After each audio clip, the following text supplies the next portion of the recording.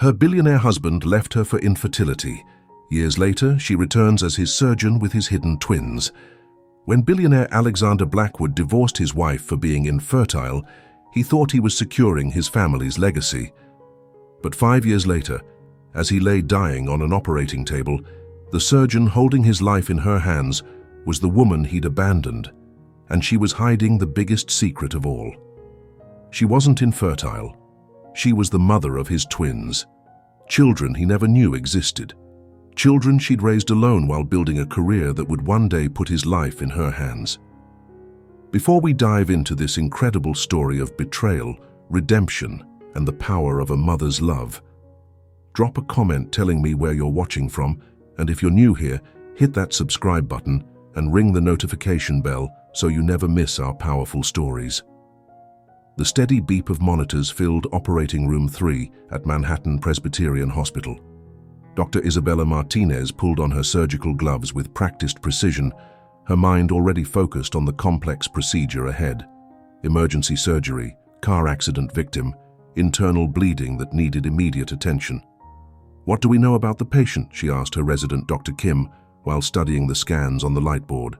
"Male, 35, multiple trauma from a head-on collision, ruptured spleen, possible liver laceration, internal hemorrhaging. He's lucky to be alive." Isabella nodded, her hands steady despite the exhaustion of a 16-hour shift. "Let's move fast. Time is critical with this much internal bleeding." She pushed through the OR doors, her team already in position. The patient lay draped on the table, only the surgical field exposed. Isabella took her position, hand out for the scalpel. "Beginning exploratory laparotomy," she announced, making the first incision with confident precision. Blood immediately welled up. "Suction, more suction. I need better visualization here." For the next 3 hours, Isabella worked with intense focus, repairing damage, stopping bleeding, saving a life. Her hands moved with the skill of someone who'd spent years perfecting her craft, who'd sacrificed everything to stand in this position. "Beautiful work, Dr. Martinez," Dr. Kim said as Isabella placed the final sutures. "He's going to make it." "He's a fighter," Isabella agreed, stripping off her gloves. "Make sure he's monitored closely in recovery. With this much trauma, the next 24 hours are critical." She was already thinking about her next surgery when Dr. Kim spoke again. "Oh, I should mention, this is that VIP patient the chief called about, Alexander Blackwood, the tech billionaire. There's already press outside." The name hit Isabella like a physical blow. She gripped the edge of the sink, her reflection in the mirror suddenly pale beneath the surgical cap. Alexander Blackwood, her ex-husband, the man who'd shattered her heart and destroyed her life 5 years ago. The man whose life she'd just saved. "Dr. Martinez, are you all right?" Isabella forced herself to breathe normally. "Fine, just tired. Make sure Mr. Blackwood gets the VIP suite for recovery. I'll check on him in a few hours." She escaped to the women's locker room, sinking onto a bench as her legs threatened to give out. Alexander. After 5 years of carefully building a life without him, he'd literally crashed back into her world. Her phone buzzed, a text from her nanny. "The twins' school play is at 6. They're so excited for you to be there." The twins, Alexander's children, the children he never knew existed because he'd divorced her for being infertile before she'd discovered the pregnancy. The children she'd raised alone while putting herself through medical school, while building a career that had nothing to do with the Blackwood name or money. Isabella touched the photo on her phone's lock screen. 5-year-old Sophia and Sebastian, dark hair and green eyes just like their father, smiles that lit up her world. "Mommy's coming, babies," she whispered. "Nothing stops me from being there for you, not even ghosts from the past." She changed out of her scrubs, pulling on the designer dress she'd bought with her own money, earned through her own skill. Dr. Isabella Martinez was no longer the naive girl who'd married Alexander Blackwood at 22. She was a renowned surgeon, a devoted mother, a woman who'd risen from the ashes of betrayal. But first, she had to check on her patient. Professional duty demanded it, even if her heart screamed to run. The VIP suite was already crowded with flowers and worried faces. Isabella recognized several board members from Blackwood Industries, and in the corner, a woman whose perfectly styled silver hair and cold eyes were unmistakable. Victoria Blackwood, Alexander's mother, the woman who'd made Isabella's life hell, who'd convinced her son that a barren wife was worthless to the Blackwood legacy. "Doctor," Victoria's voice was imperious as ever, "how is my son?" "Stable," Isabella replied, keeping her voice neutral. She moved to Alexander's bedside, checking his vitals, noting his color. Even unconscious, he was still devastatingly handsome, sharp jawline, dark hair now touched with premature silver at the temples, the face that had once made her heart race. "When will he wake up?" Victoria demanded.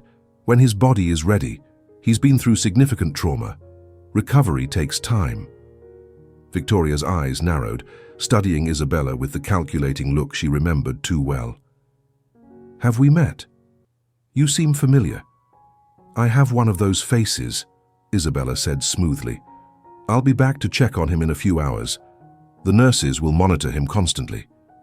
She turned to leave, but a hand caught her wrist. Alexander's eyes were open, unfocused but aware. "Angel," he whispered, his voice rough. "Beautiful angel. Saved me." Isabella gently extracted her wrist. "You're in recovery, Mr. Blackwood.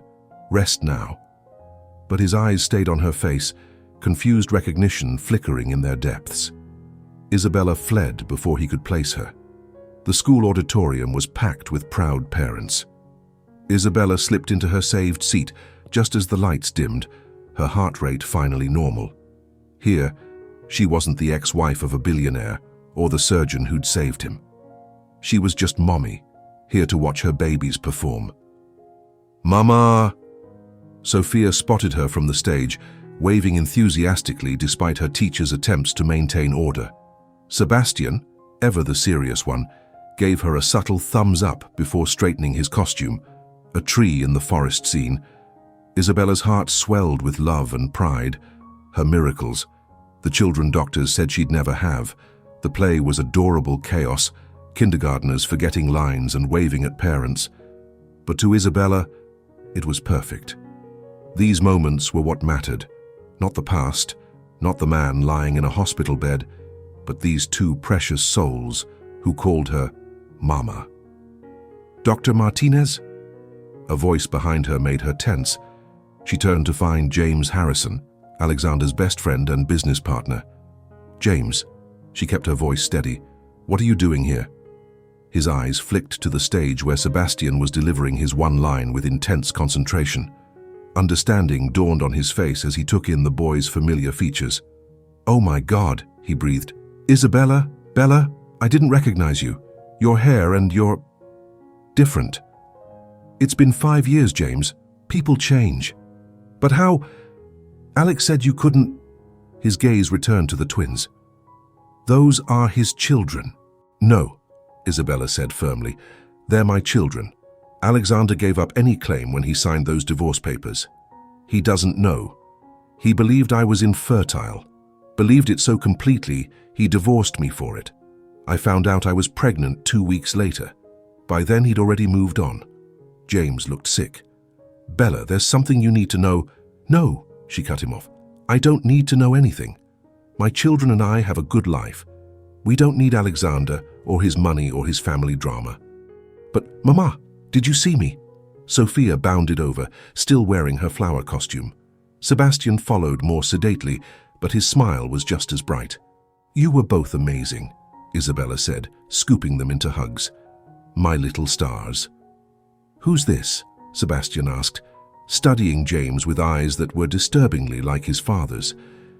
"An old friend," Isabella said carefully, "but he was just leaving." James looked between the children and Isabella, conflict clear on his face. "We need to talk, please. There are things about the divorce you don't know."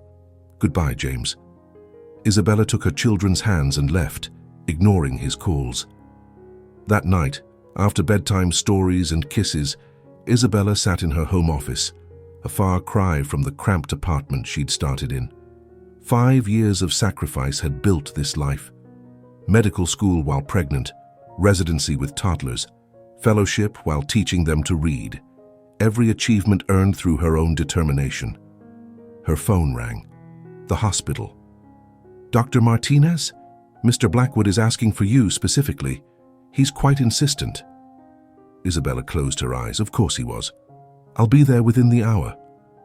She called her neighbor, arranged childcare, and drove back to the hospital. Alexander was awake, sitting up despite obvious pain, his green eyes sharp and focused. "Isabella," he said as soon as she entered. Not doctor, not a question, a statement. "Mr. Blackwood, how are you feeling?" "Don't." His voice was rough. "Don't pretend.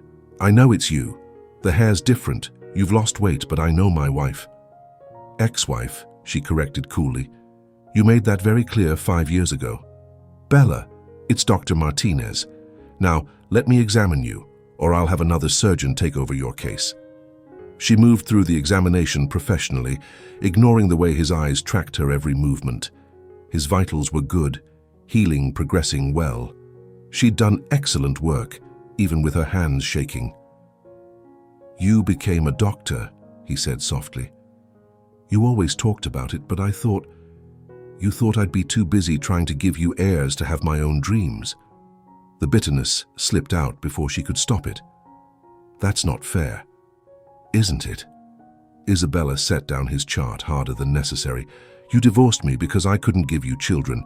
Your exact words were, 'What good is a wife who can't provide an heir?' So forgive me if I don't care what you thought." "I was wrong." The words seemed torn from him. "Isabella, I was so wrong. I've regretted it every day." "Save it." She turned to leave. "Another doctor will handle your care from now on.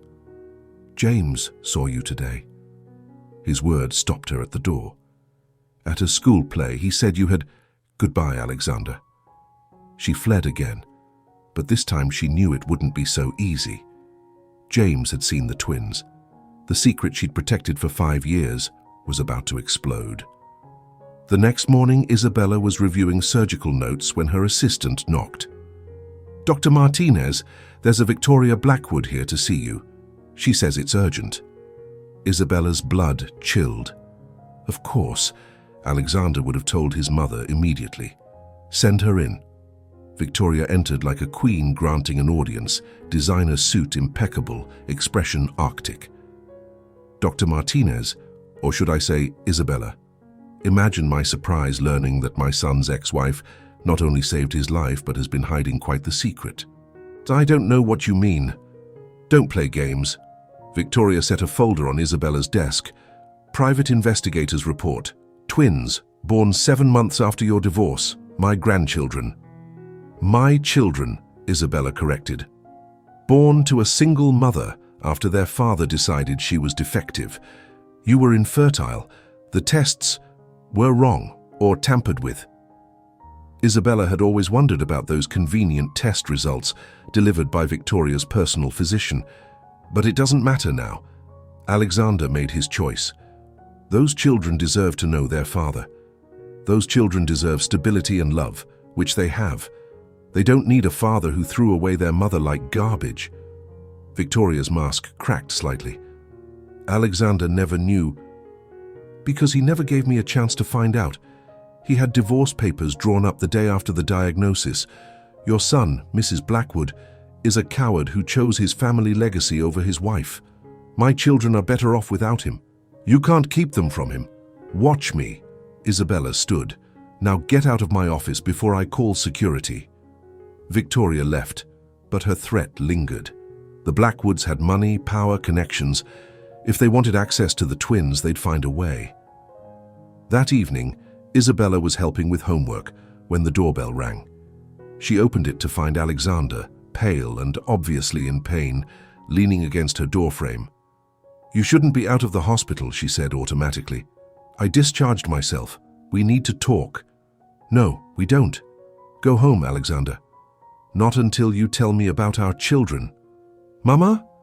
Sebastian appeared behind her. "Who's at the door?" Alexander's intake of breath was audible. Isabella watched him take in Sebastian's face, his face in miniature, down to the small cleft in his chin. Just someone from work, baby. Go finish your homework." But Sophia had joined her brother, peering around Isabella curiously. "Are you sick? Our mama fixes sick people. She's the best doctor in the whole world." "I believe she is," Alexander said hoarsely, his eyes moving between the twins with wonder and pain. "Inside, both of you," Isabella ordered. "Now." They obeyed, but not without curious backward glances. Isabella stepped outside, closing the door behind her. "You have no right to be here." "They're mine." His voice was broken. "My God, Isabella, they're mine, and you never told me. You lost the right to know when you chose your family's legacy over our marriage, when you believed I was worthless because I couldn't give you children. I was an idiot, a fool. My mother, she—" He swayed, catching himself on the wall. Despite herself, Isabella steadied him. "You need to be in a hospital. I need to know my children." "No." She helped him to the porch swing, medical instincts overriding personal anger. "You need to heal. Then you need to leave us alone." "I can't do that. Not now that I know." He caught her hand. "Bella, please. I know I destroyed us. I know I failed you in every way. But they're my children too. Biologically, yes, but you're not their father.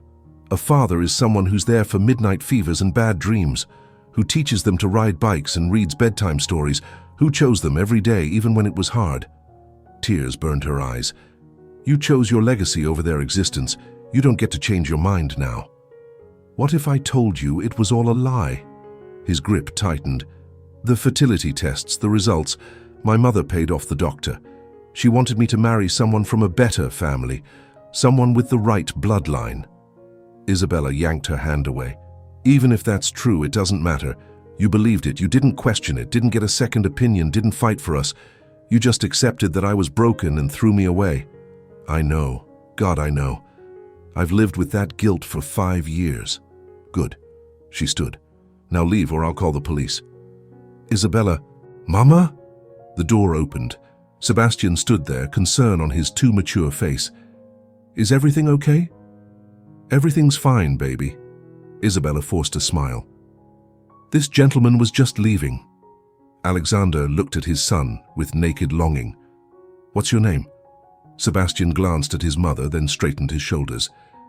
"Sebastian Martinez, and that's my sister Sophia. We're 5 3/4. Those are beautiful names. Mama picked them. She says I'm named after a saint who was very brave, and Sophia means wisdom." He tilted his head.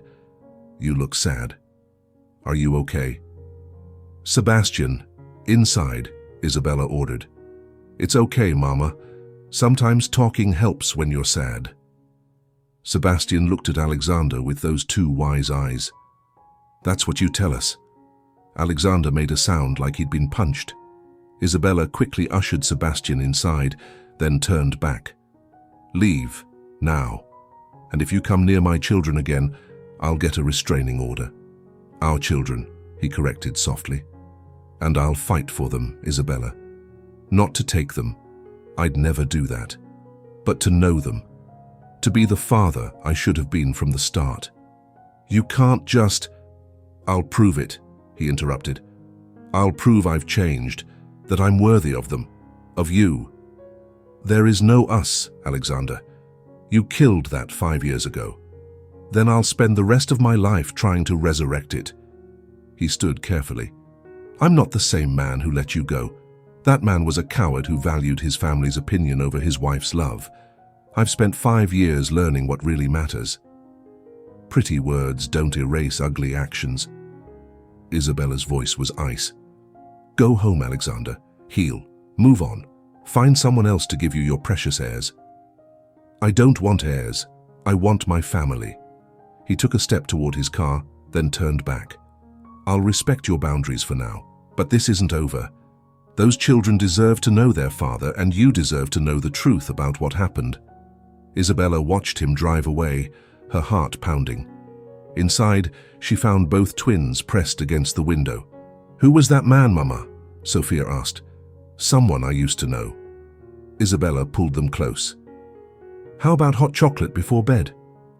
But Sebastian wasn't so easily distracted. "He looked at us like we were special. Like how you look at us. You are special, baby, the most special people in my world. Did we make him sad? Sophia's lower lip trembled.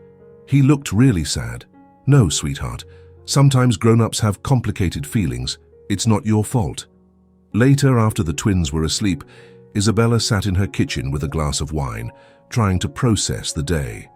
Her phone buzzed with texts from James, from colleagues who'd heard Alexander had discharged himself, even from her lawyer warning her that Victoria Blackwood had been making inquiries. The life she'd carefully built was crumbling, all because she'd saved the wrong man's life. No, she'd done her job, saved a life. The fact that it was Alexander's life was just cruel cosmic irony. Her phone rang, an unknown number. Hello? Don't hang up. Alexander's voice. I'm not calling about the twins. You were right, I need to be in a hospital. I'm checking back in, but I needed to say something first. Alexander, the night you left, after the divorce was final, I came to find you. I'd realized what I'd done, how badly I'd screwed up. But you were gone. Your friends wouldn't tell me where. I hired investigators, but it was like you'd vanished. Isabella remembered those first months, staying with a distant cousin in Chicago, mourning sickness and heartbreak, making each day a battle. I looked for you for 2 years, he continued, not to drag you back, but to apologize, to beg forgiveness. When I finally stopped, it wasn't because I'd moved on. It was because James convinced me I was being selfish, that if you'd disappeared that completely, you didn't want to be found. He was right. I know, but I need you to understand. I've regretted losing you every day for 5 years before I knew about the twins, before I knew what my mother had done. You were the best thing in my life, and I threw you away for a lie. It doesn't matter if it was a lie, you believed it. That's what broke us, not the infertility, but that you saw me as worthless without the ability to give you children. You're right. God, you're right. I was raised to see marriage as a business arrangement, children as necessary for the family legacy. It took losing you to understand that marriage should be about love, partnership, choosing each other above everything else. Pretty words, Alexander. But they're 5 years too late. I know, but I had to say them. And Isabella? Those aren't my children because of DNA. I haven't earned that title. But maybe I could?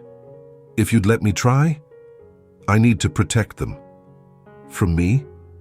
His voice broke. You think I'd hurt them? You hurt me. And they're half me. Silence stretched between them. Then, you're right to protect them. You're an amazing mother, Isabella. I could see it in just those few moments. The way they look at you, trust you, the way that little boy tried to protect you from me. You've done an incredible job. I'm checking back into the hospital now. But I want you to know, I'm not giving up. Not on them, and not on the possibility of earning your forgiveness, even if it takes the rest of my life. He hung up before she could respond. Have you ever had to face someone who broke your heart, someone who shattered your world, but now wants back in? Tell me in the comments how you handled it. The next few days were a careful dance. Isabella assigned Alexander's case to another surgeon, but couldn't avoid him entirely. The hospital buzzed with gossip. The billionaire patient who discharged himself against medical advice only to return. The way he looked at Dr. Martinez. The flowers that arrived daily, only to be donated to other patients. You should talk to him, her colleague Dr. Sarah Chen said over coffee. The nurses say he asks about you constantly. He's a patient, there are boundaries. He's also clearly in love with you. Isabella laughed bitterly. He loved me so much, he divorced me for being defective. Sarah's eyes widened. He's your ex-husband, the one who, oh my God, Isabella, and you saved his life. Ironic, isn't it? Does he know about... Sarah glanced around and lowered her voice. The twins? He knows. Isabella stared into her coffee. He wants to be part of their lives. What do you want? It was the question Isabella had been avoiding. What did she want? The easy answer was for Alexander to disappear, to leave their peaceful life untouched. But was that fair to the twins? Did her pain outweigh their right to know their father? I want to protect my babies. she said finally. Everything else is secondary. That evening, Isabella was reading patient charts when her assistant knocked. "Dr. Martinez, there's a delivery for you." Isabella expected more flowers. Instead, it was a manila envelope marked "Personal and Confidential." Inside were medical records, the original fertility test results from 5 years ago. Her hands shook as she read. The tests showed no issues, none. Someone had falsified the results Alexander had been given. A sticky note was attached. "I'm sorry it took me 5 years to find the truth." Isabella sank into her chair. If this was real, if Victoria had orchestrated the whole thing, it didn't excuse Alexander's reaction, but it reframed everything. Her phone rang. "James." "Before you hang up, I'm calling as a friend, not his messenger," James said quickly. "I helped him track down those records. I was there 5 years ago, Bella. I watched him fall apart when he thought you couldn't have children. Not because he cared about heirs, but because he knew how much you wanted to be a mother. He thought he was setting you free to find someone who could give you that. That's revisionist history, James. I was there. He said I was worthless." He was drunk and repeating his mother's words. "I'm not excusing it. God knows he's tortured himself enough for that night. But the man who said those things wasn't the man who loved you. It was a broken kid parroting the poison he'd been fed his whole life. It doesn't matter, doesn't it? Bella, he's changed, really changed. The company has a daycare now because he implemented family-friendly policies. He's donated millions to fertility research and support groups. He's been in therapy for 3 years working through his family's toxic dynamics. Good for him. But my children deserve to know their father, the real him, not the broken version from 5 years ago." James paused. "At least think about it, for their sake." After he hung up, Isabella stared at the medical records. The truth was more complicated than she'd wanted it to be. Alexander had been wrong, cruel, cowardly, but he'd also been manipulated by the one person who should have protected him. Her phone buzzed, a text from the twins' teacher. Sophia had drawn a family picture, herself, Sebastian, Isabella, and a mysterious fourth figure labeled Maybe Daddy. Isabella's heart clenched. Had Sophia overheard something? Or was this just normal curiosity about why other kids had fathers and they didn't? She drove home in turmoil, finding her nanny reading to the twins on the couch. "Mama!" They launched themselves at her, chattering about their day. But Isabella noticed Sebastian watching her with those too perceptive eyes. After dinner, while Sophia played with her dolls, Sebastian approached her. "That man from the other night, he's our dad, isn't he?" Isabella's breath caught. "Why would you think that?" "He has my eyes and Sophia's nose, and he looked at us like we were miracles." Sebastian climbed into her lap. "I'm not mad, Mama. Just curious." "Oh, my sweet boy." Isabella held him close. "It's complicated. Grown-up complicated? Very grown-up complicated. Did he hurt you? Is that why he wasn't around? How did you explain betrayal and redemption to a 5-year-old? Sometimes people make mistakes, big ones, and sometimes those mistakes can't be fixed easily. But he wants to fix it now." "I think so." Sebastian considered this. "Everyone deserves a second chance. That's what you tell us. This is different, baby." "Why?" Isabella couldn't answer. Because it was different, wasn't it? That night, after the twins were asleep, Isabella made a decision. She called the hospital. "I need to speak with Alexander Blackwood. Tell him Dr. Martinez will see him now."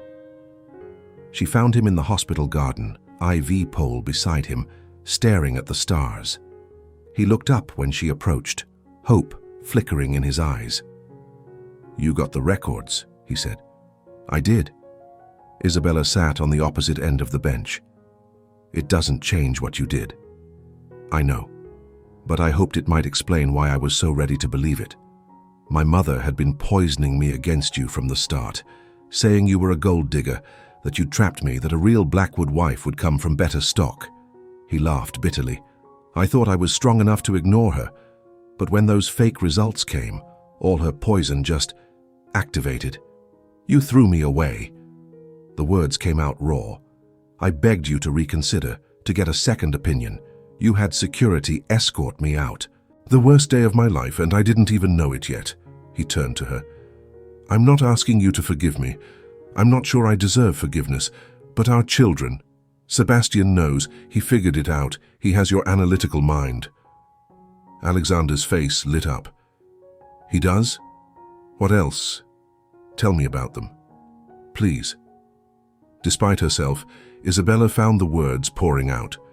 Sebastian's love of puzzles and building things, Sophia's artistic soul and stubborn streak, their bond as twins, the way they protected each other, their favorite foods, their bedtime rituals, their dreams. "Sebastian wants to be a doctor like me. Sophia changes her mind daily. Yesterday it was a princess astronaut chef." Alexander laughed, then winced at the pull on his injuries. "They sound perfect." "They are, which is why I won't let anyone hurt them." "I would never." "You hurt me, their mother, the person they love most in the world." Isabella stood. "If you want to know them, you'll do it on my terms. Slowly, carefully, with supervision. You're giving me a chance." He looked stunned. "I'm giving them a chance to know their father. There's a difference." She pulled out her phone. "There's a park near our house. Saturday mornings we feed the ducks. You can meet us there. 1 hour." Isabella. 1 hour, Alexander. Show up late or try to push for more, and it's over. I'll be there. Thank you. God, thank you. Don't thank me yet. You have 5 years of absence to make up for. That's not done in a single duck feeding session. I know. But it's a start." Isabella left without looking back, her heart pounding. She'd just opened a door she'd sworn would stay closed forever. But Sebastian's words echoed, "Everyone deserves a second chance." Saturday arrived grey and drizzly, but the twins insisted on going to the park anyway. Isabella had told them a friend would be joining them, not ready to drop the dad bomb until she saw how Alexander handled himself. He was there when they arrived, sitting on their usual bench in jeans and a sweater she'd never seen him wear, casual, normal. Not the billionaire CEO, just a man feeding ducks in the rain. "It's the sad man," Sophia announced, tugging free from Isabella's hand. "Hi, are you better now?" "Much better," Alexander said softly, his eyes drinking in both children. "Thank you for asking." "I'm Sophia. That's Sebastian. We're twins, but I'm older by 3 minutes, so I'm in charge." "Am not," Sebastian protested, but he was studying Alexander intently. "Do you like ducks?" I don't know. I've never fed them before." Both twins looked scandalized. "Never," Sophia gasped. "But feeding ducks is the best. Here, you can share our bread." And just like that, Alexander was inducted into their Saturday morning ritual. Isabella watched, heart in her throat, as he carefully followed the twins' instructions on proper duck feeding technique. "You have to break it into small pieces," Sebastian explained seriously, "so they don't choke. And you can't throw it too hard," Sophia added. "It scares them." "You two are excellent teachers," Alexander said, and the wonder in his voice made Isabella's chest tight. "We get it from Mama," Sebastian said proudly. "She teaches us everything." Alexander's eyes found Isabella's. "She always was the smartest person I knew." "Is that why you were sad?" Sophia asked with a child's directness. "Because you missed our Mama." "Sophia," Isabella started, but Alexander held up a hand. "Yes," he told the little girl. "I was sad because I made a big mistake, and I lost someone very special." "Did you say sorry?" Sebastian asked. "Mama says you should always apologize when you hurt someone." "I did. But sometimes sorry isn't enough. Sometimes you have to show people you've changed." "Like when I hit Tommy at school," Sophia said, nodding sagely. "I had to say sorry and share my cookies for a whole week. Exactly like that." They fed ducks and talked about everything and nothing. Alexander listened with complete focus as the twins explained their complicated ranking system for the different ducks, their theory about where ducks went at night, their plans to build a duck house. "You're good with kids," Isabella said quietly, while the twins chased a particularly bold duck. "I've been practicing," he admitted. I volunteer at the company daycare, trying to learn, trying to be ready in case I ever got this chance. Alexander, I know 1 hour isn't enough to make up for 5 years, but Isabella, seeing them, talking to them, they're incredible. You've done an amazing job. Don't what? Don't look at me like that, like I'm some kind of miracle worker. I'm just a mother who loves her kids. You're a woman who went through medical school pregnant and alone, who raised 2 kids while building a career, who became everything you dreamed of without any help from the man who promised to support you. His voice was rough. You are a miracle, Isabella. I was just too stupid to see it 5 years ago. Subscribe now if you believe in the power of redemption and second chances. Sometimes the hardest person to forgive is the one who hurt us most. The hour ended too quickly. As they prepared to leave, Sophia tugged on Alexander's sleeve. Will you come back next week? Alexander looked at Isabella, who nodded slightly. If your mum says it's okay, I'd love to. Yay! Sophia hugged him impulsively. Alexander froze, then carefully, reverently, hugged her back. Sebastian was more reserved, offering a handshake. It was nice to meet you properly, Mr. Alexander, just Alexander. Okay, Sebastian paused. You're not as sad anymore. That's good. As they walked away, Isabella heard Sophia whisper to her brother, I like him. Do you think Mama likes him too? I think it's grown up complicated, Sebastian whispered back, from the mouths of babes. The weeks that followed established a new rhythm. Saturday mornings at the park became sacred. Alexander never pushed, never asked for more time, just showed up and focused entirely on the twins. He learned their favorite games, their silly jokes, their fears. He's trying really hard, Sebastian told Isabella one evening. You can tell because he remembers everything we say. Do you like spending time with him? Yeah. He's funny when he's not trying to be, and he doesn't talk to us like we're babies. Sebastian paused. Are you going to tell us he's our dad soon? Isabella nearly dropped the plate she was washing. Do you want him to be? I already know he is, Sebastian said matter-of-factly. I did the math. You and Alexander were married 5 years ago. We're 5, plus we look just like him. When did you get so smart? I've always been smart, Mama. You tell me that all the time. He hugged her waist. It's okay if you're scared. Change is scary, but sometimes good things come from scary changes. That night, Isabella lay awake thinking about her 5-year-old's wisdom. The walls she'd built to protect herself were keeping her children from knowing their father. Was her pain worth their loss? The next Saturday, it rained heavily. Isabella texted Alexander that they'd have to cancel, but he responded immediately. I have an idea. Trust me? An hour later, he picked them up in a family-friendly SUV, not his usual sports car. Where are we going? Sophia asked excitedly. The Children's Museum. They have an indoor duck pond exhibit. Not as good as real ducks, but we can still keep our tradition. The twins were delighted. Isabella was touched by his thoughtfulness. The museum was magical through the twins' eyes. Alexander threw himself into their enthusiasm, not caring when other parents recognized him. He was too busy helping Sebastian build an elaborate block structure and letting Sophia paint his face at the art station. You have purple on your nose, Isabella told him as they watched the twins play in the water exhibit. Sophia said it brings out my eyes. He smiled. I've had board meetings with foreign dignitaries that were less stressful than trying to impress a 5-year-old. You don't have to impress them, just be present. Like I should have been from the start. His voice dropped. Isabella, I need to tell you something. My mother's been pressuring me to fight for custody. Isabella's blood chilled. What? I refused. Told her if she so much as contacts a lawyer, she'll never see them. He turned to her. I meant what I said. I'm earning this, not taking it. But I wanted you to know in case she tries something behind my back. She would do that? She orchestrated fake medical tests to break up our marriage. There's nothing she wouldn't do to get her way. He paused.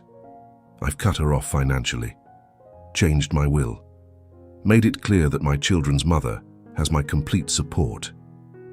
Alexander, I know it doesn't fix the past, but I need you to know I will never let her hurt you or them again. Ever. The fierce protectiveness in his voice stirred something Isabella had thought dead. This wasn't the man who'd crumbled under his mother's manipulation. This was someone who'd learned to fight for what mattered. "Mama, Alexander, look," Sophia called. "We made a boat." They joined the twins at the water table, helping sail paper boats. Isabella watched Alexander help Sebastian perfect his design, patient and encouraging. When had he become this man? Or had he always been capable of it, just buried under family expectations? "Ice cream," Alexander suggested when the museum announced closing time. "Can we, Mama?" the twins chorused. "It's almost dinner time." "Please," Alexander added his voice to theirs, eyes twinkling. "I know a place that makes vegetable-flavored ice cream. Very nutritious." "Ew!" both twins protested. "He's joking," Isabella assured them. "Fine. 1 scoop each." The ice cream parlor was cozy and warm. They squeezed into a booth, twins on one side, adults on the other. It felt dangerously like a family outing. "This is the best day," Sophia announced, chocolate smeared on her chin. "Can we do this every Saturday?" "That's up to your mum," Alexander said carefully. Isabella looked at her children's hopeful faces, then at Alexander's carefully neutral expression. "We'll see." "That means yes," Sebastian stage whispered to Alexander.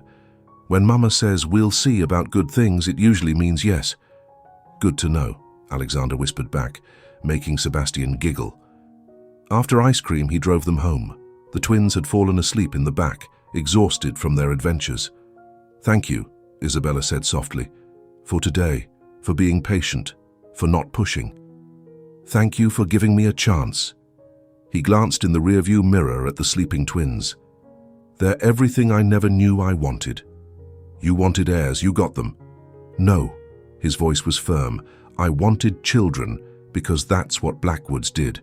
Now I want these specific, incredible little humans because they're pieces of you and me, but somehow better than both of us. I want to know what makes them laugh, what scares them, what they dream about. I want to earn the right to be called their dad." "Alexander." "I know. Too much.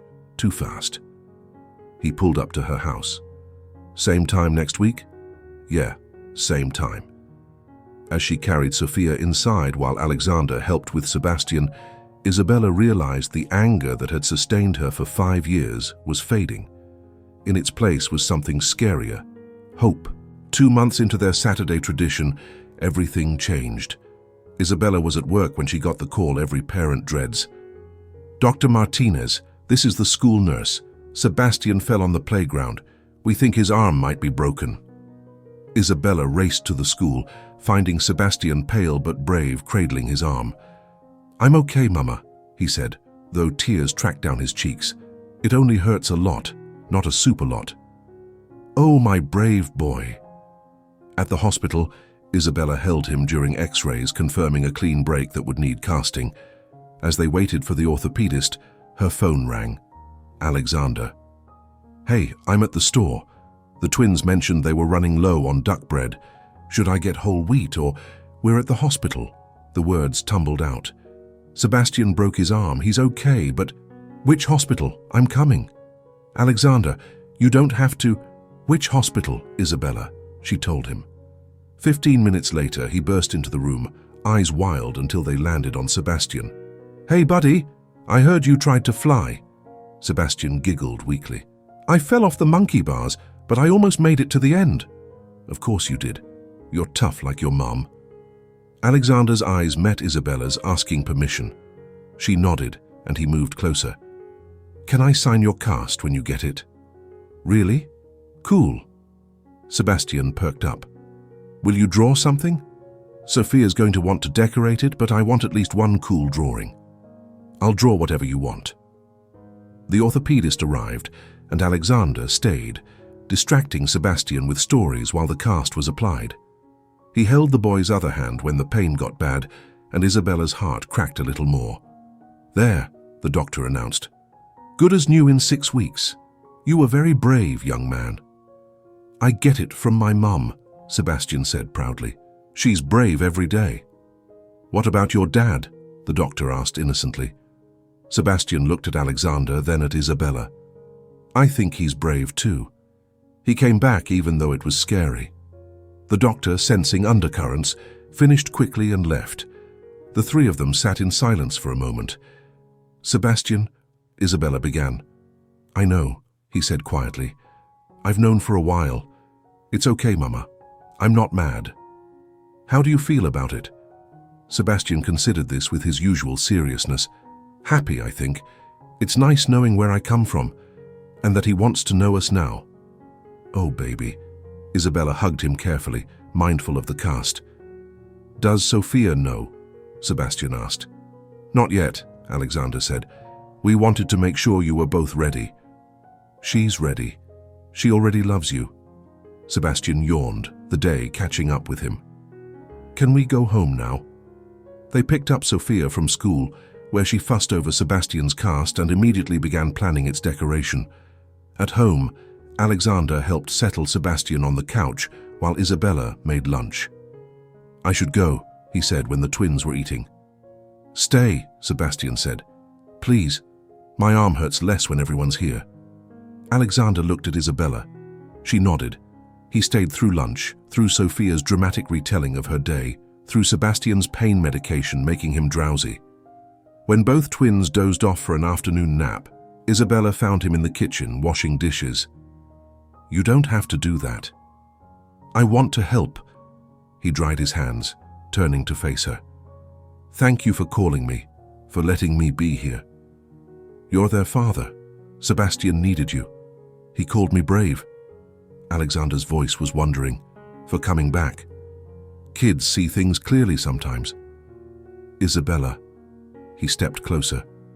I know I have no right to ask, but is there any chance, any possibility that someday you could forgive me, not forget? I know that's impossible, but forgive. I'm trying, she admitted. Seeing you with them, seeing who you've become, it's confusing. You're not the man who broke my heart. I am, though. That's the worst part. I'm the same person who was too weak to stand up to my mother, too proud to admit I was wrong, too scared to fight for us. His hand brushed her cheek. But I'm also the man who spent 5 years learning from those mistakes, who's in therapy dealing with toxic family patterns, who knows that losing you was the worst thing that ever happened to me. Don't. But she didn't pull away. I love you. The words hung between them. I never stopped. Even when I thought I'd never see you again, I loved you. And now, seeing the incredible woman you've become, the mother you are, the life you've built, I love you more. Alexander, I know it's too soon. I know I haven't earned it, but I needed you to know. No expectations, no pressure, just truth. Isabella's phone buzzed, breaking the moment. The hospital emergency surgery needed. I have to go, she said, flustered. Can you? I'll stay with them. Go save lives, Dr. Martinez. She left, mind spinning. Alexander's confession played on repeat as she scrubbed in for surgery, but in the OR she found her focus. This was her domain where she'd rebuilt herself, where she was Dr. Martinez, not anyone's ex-wife or broken heart. The surgery was complex but successful. It was past midnight when she finally headed home, exhausted but satisfied. She expected to find the babysitter. Instead, Alexander was on the couch, laptop open, working quietly. They're asleep, he said softly. Sophia needed 3 stories and a song. Sebastian woke up once for pain medication. Both insisted I promise you'd check on them when you got home. You stayed. You needed me to. He closed his laptop. How was surgery? Good. Complicated, but good. She sat beside him, suddenly aware of how domestic this felt. Thank you. For today. For being there. Always, he said simply. Whenever you need me, for whatever reason. Always. The intensity in his voice made her shiver. It's late. You should go. Isabella, what I said earlier, please. Not tonight. I'm too tired to guard my heart tonight. He studied her face, then nodded. Good night, Isabella. Tell the twins I'll see them Saturday. Yeah, Saturday. After he left, Isabella checked on her sleeping children. Sebastian had drawn on his cast with his good hand, 2 stick figures holding hands with 2 smaller figures. A family. Her phone buzzed. A text from Alexander. Thank you for today, for letting me be there when it mattered. Sleep well, my love. My love. The words should have angered her. Instead, they warmed something that had been cold for 5 years. Have you ever found yourself falling for someone a second time? Someone who broke you but came back different, better? Tell me your story in the comments. The next Saturday, Isabella made a decision. After duck feeding, she gathered her courage. Kids, we need to talk about something important. Both twins gave her their full attention, sensing the seriousness. You know how Alexander has been spending time with us? Is he going away? Sophia's lower lip trembled. No, sweetheart. The opposite. Isabella took a deep breath. Alexander is... He's your father. I know, Sebastian said. I know too, Sophia added, surprising everyone. Sebastian told me weeks ago we were waiting for you to be ready to tell us. Isabella laughed, tears streaming. When did you two get so wise? We have a smart mama, Sebastian said simply. So Alexander is really our daddy, Sophia asked. For real and forever? If that's what you want, Alexander said carefully. I know I missed a lot, but I'd like to be here for everything else. Sophia launched herself at him. Daddy! We have a daddy, Sebastian! I see that, Sebastian said dryly, but he was smiling. He looked at Alexander. Are you going to live with us now? That's complicated, Isabella said. Grown-up complicated? Sebastian asked. Very grown-up complicated. But you love each other, Sophia said matter-of-factly, so it should be simple. If only. The dynamic shifted after that.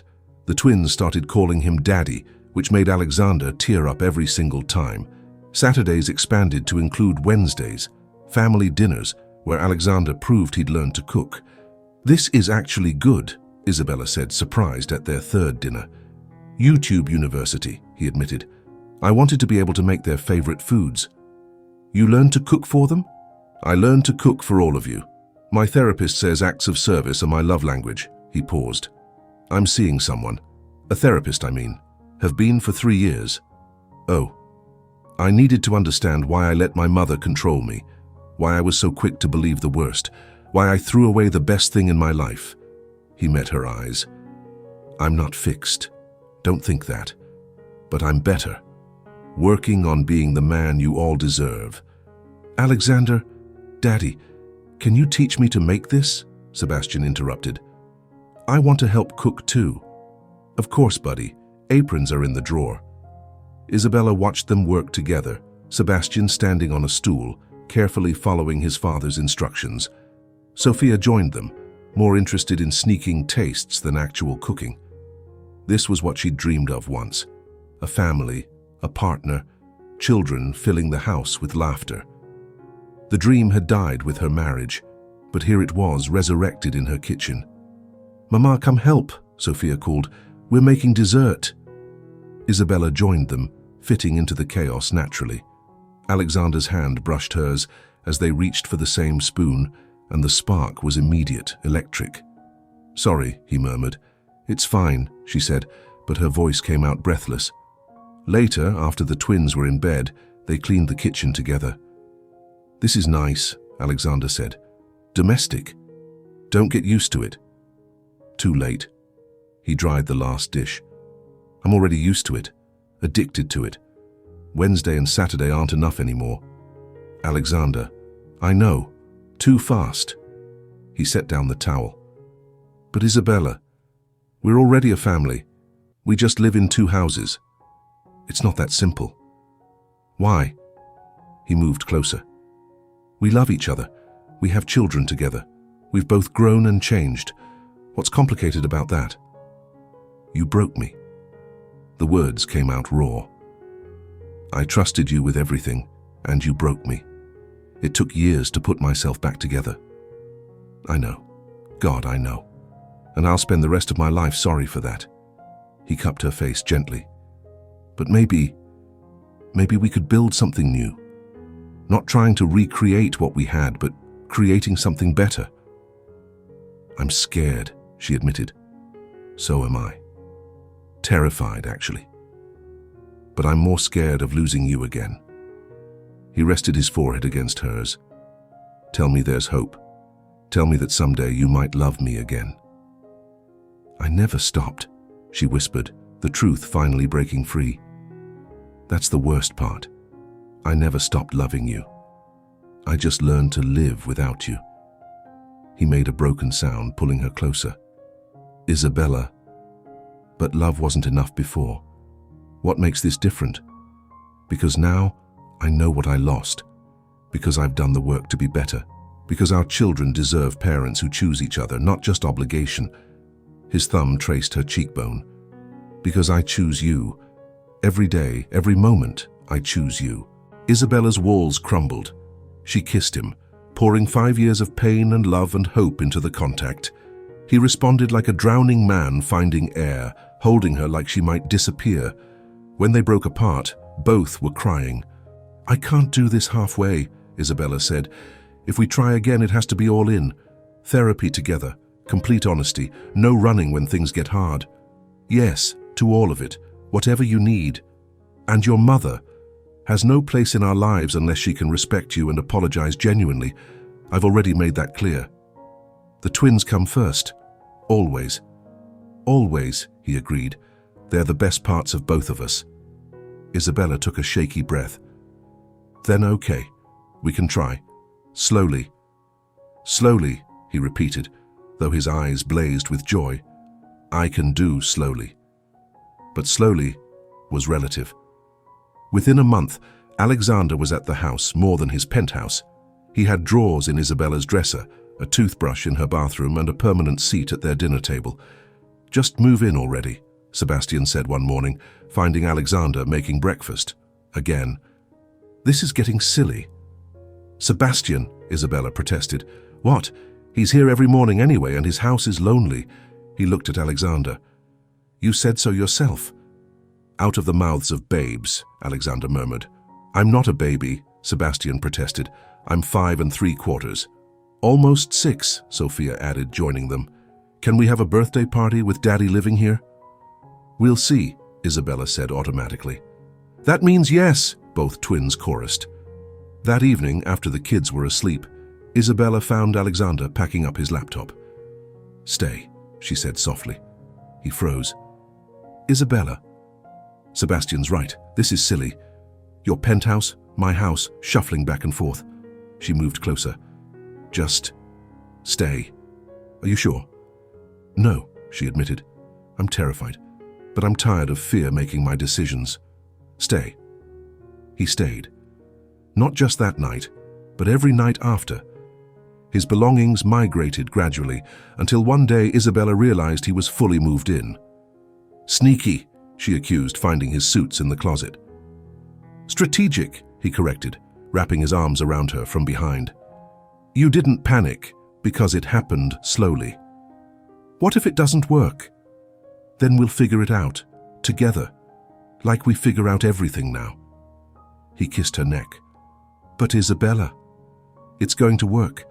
We're not the same people who failed before. He was right.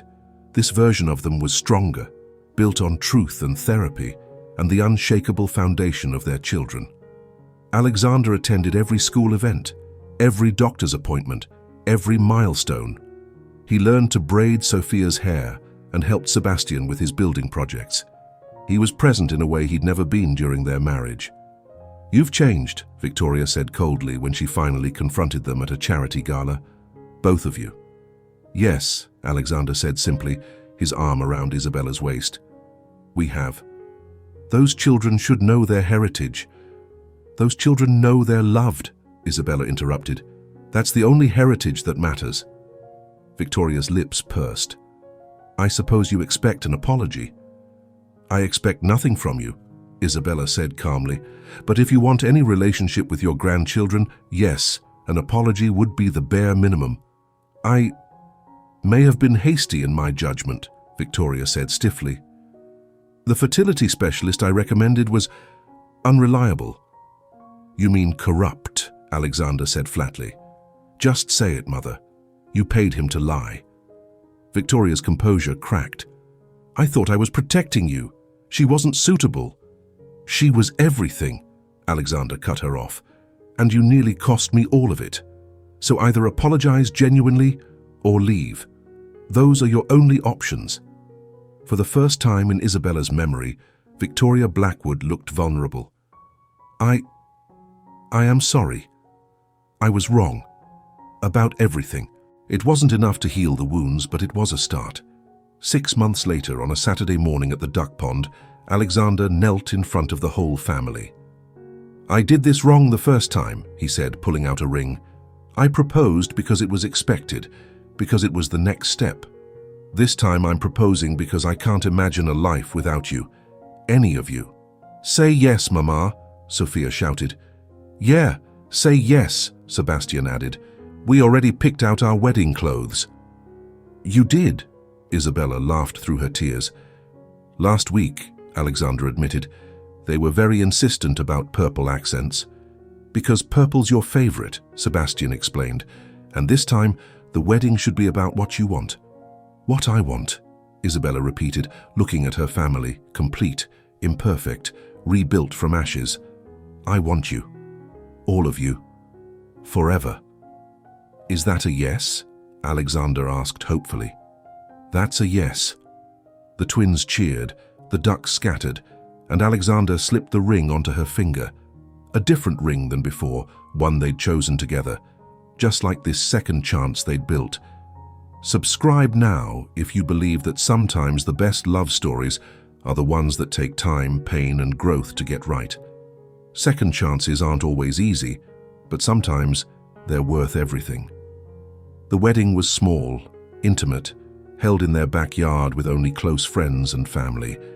Isabella wore purple accents in her dress, making the twins beam with pride. They'd written their own vows, speaking not just to each other but to their children. 5 years ago I failed you, Alexander said, voice steady despite his tears. I let fear and family pressure destroy something beautiful, but you, in your incredible strength, took that destruction and built something even better. You became a doctor, a mother, a force of nature. You saved lives, including mine literally and figuratively. This time I promise to be your partner, not your burden, your support, not your disappointment. I promise to choose you and our family every single day, especially on the hard days. 5 years ago you broke my heart, Isabella replied, but that broken girl became a woman who could save herself, who could raise 2 incredible children alone, who could build a career from nothing. I don't thank you for the pain, but I acknowledge that it shaped who I am. And who I am now is someone who chooses forgiveness, who believes in second chances, who knows that love isn't just a feeling, it's a choice we make daily. I choose you, Alexander, not because you're perfect, but because you're perfect for us. And we choose both of you, Sophia interrupted, making everyone laugh. Forever and ever. What she said, Sebastian added solemnly. They were pronounced a family, not just husband and wife, but a unit that had been tested by fire and emerged stronger. The reception was in the same backyard, fairy lights twinkling as the twins performed an elaborate dance they'd choreographed themselves. Victoria, in a surprising turn, gave a toast acknowledging her mistakes and welcoming Isabella properly to the family. Some people are born into families, she said, looking directly at Isabella. Others have to fight their way in. The fighters, I've learned, are often the most valuable additions. Later, as they danced under the stars, Alexander whispered, Thank you. For what? For saving me, literally, when you operated on me, but more importantly, for showing me what really matters, for giving me a second chance I didn't deserve. Everyone deserves a second chance, Isabella said, echoing their son's wisdom. Even billionaire CEOs who make terrible mistakes, especially when they come with brilliant surgeon wives and perfect children, especially then. They danced, surrounded by family and friends, the twins sneaking cake and giggling. It wasn't the fairy tale Isabella had imagined at 22. It was better, real, tested, chosen. 2 years later, Isabella stood in the same OR where she'd saved Alexander's life, teaching a new generation of surgeons. The most important thing to remember, she told them, is that every patient is someone's everything, someone's parent, child, spouse. Never forget the human being beneath the surgical field. Her phone buzzed. A text from Alexander with a photo of the twins at their science fair, both holding first-place ribbons. "Your mini-me's are taking over the world," he'd written. "Good thing their dad knows how to handle brilliant, determined people." "Dr. Martinez?" one of the residents asked. "You're smiling." "Just remembering that the best things in life often come from the worst moments," she said. "Now, let's save some lives." That evening, she came home to find her family in the kitchen, covered in flour, attempting to bake.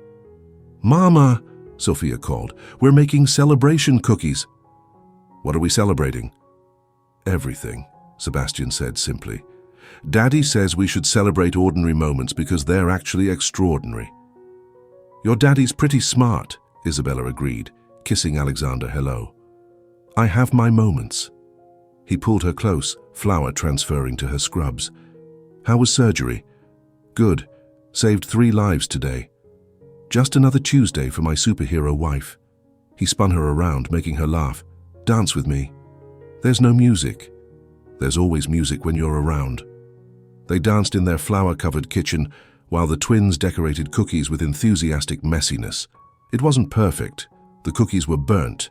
There was flour everywhere. And someone, Sophia, had used salt instead of sugar in one batch. But it was theirs. This life built on second chances and forgiveness, on choosing each other daily, on learning that sometimes the best families are the ones that break apart and choose to rebuild stronger. "I love you," Alexander murmured. "Thank you for not giving up on us." "I love you too," Isabella replied. "Thank you for becoming the man I always knew you could be." They're being mushy again," Sebastian complained, but he was smiling. "That's what parents do," Sophia informed him. "It means they love each other." "And you," Isabella added, pulling them into the embrace.